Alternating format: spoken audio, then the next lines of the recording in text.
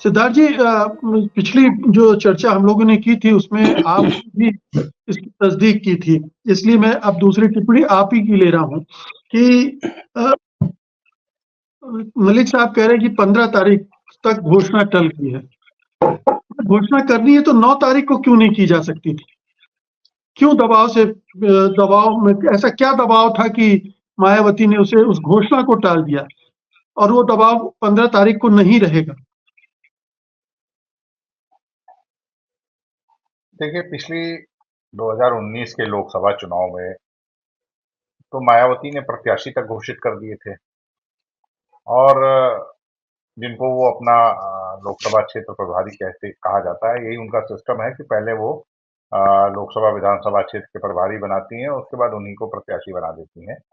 तो पिछली बार जब उन्होंने 2019 में समझौता किया था, तो उन्होंने तमाम सारे क्षेत्रों में अपने प्रत्याशी भी घोषित कर दिए थे और वो प्रत्याशी प्रचार भी करने लगे थे और वो लगातार ऐसा कहती रही थी कि उनका कोई समझौता नहीं होगा, वो अकेले चुनाव लड़ेंगी, बहुजन समाज के हित में उनको चुनाव लड़ना है, अकेले चुनाव।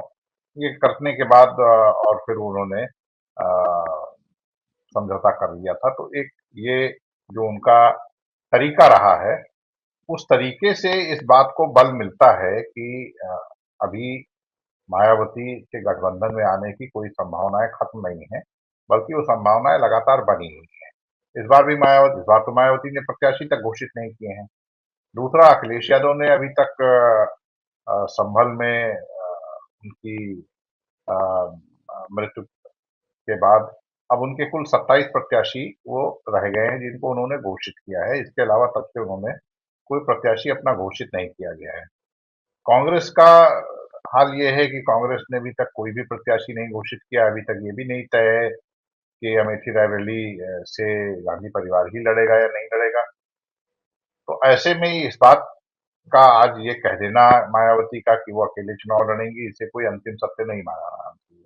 मुझे लगता है कि बातचीत के सिलसिले, बातचीत का रास्ता या गठबंधन में आने का रास्ता अभी अंतिम तौर पर बंद नहीं हुआ है। तो ये तो बात है, लेकिन ये भी बात उतनी ही सत्य है कि जिस तरह के दबाव में मायावती काम करती रही और जो तरीका मायावती का जो अख्तियार करती हैं चुनाव में प्रत्याशी उतारने के लिए, हो सकता है कि उस तरीके में उनको कोई एक बेहतर पैकेज भारतीय जनता पार्टी की तरफ से या तो ऑफर हुआ हो या मिल रहा हो या मिलने की उम्मीद रही हो अभी भी।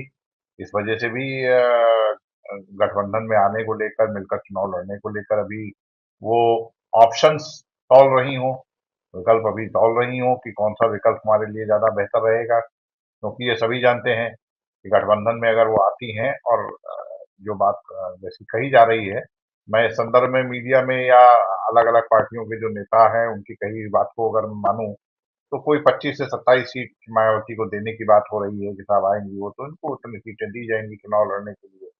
तो हो सकता है वो 25-27 सीटों के मार्फत मायावती को जो कुछ भी उनका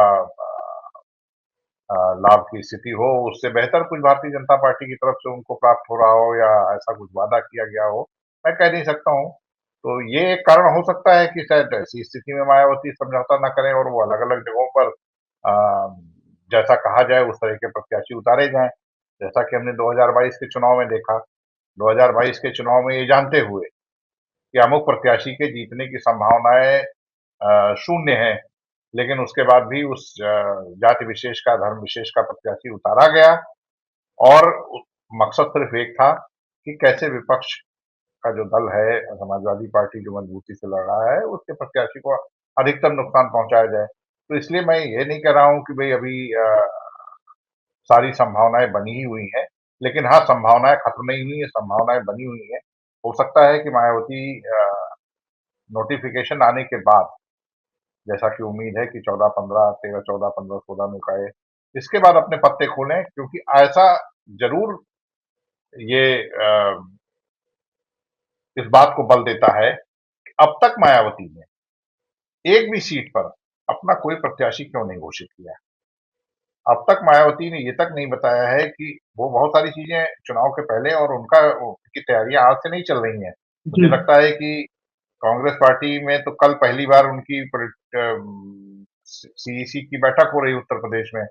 मायावती तो ये सब काम बहुत पहले से कर रही हैं, अखिलेश यादव से भी बहुत पहले से कर रही हैं। मुझे लगता है भारतीय जनता पार्टी और मायावती की जो तैयारियां हैं, अब वो कितनी भी कमजोर हो मायावती, लेकिन तैयारी के नाम पर जो तैयारियां होती हैं, जिस तरह से एक तरीका होता है, वो उनकी शुरुआत उनकी बहुत पहले हो चुकी है। तो निश्चित तौर पर मायावती कुछ ना कुछ ऑप्शंस को तौल रही हैं, कुछ ना कुछ ऑप्शंस जी को देख रही हैं, जिसकी वजह से उन्होंने अभी अपने पत्ते नहीं खोले हैं और अभी इनके गेम को बंद ना माना जाए और वो रास्ते अभी खुले हुए हैं। अभी भी मुझे लगता है कि एक चैनल ऐसा है जो जिस चैनल से कोई ना कोई बातचीत किसी न किसी तरीके से गठबंधन में आ जाने की हो रही है। सत्य हिंदी का ऐप डाउनलोड करें गूगल प्ले स्टोर पर।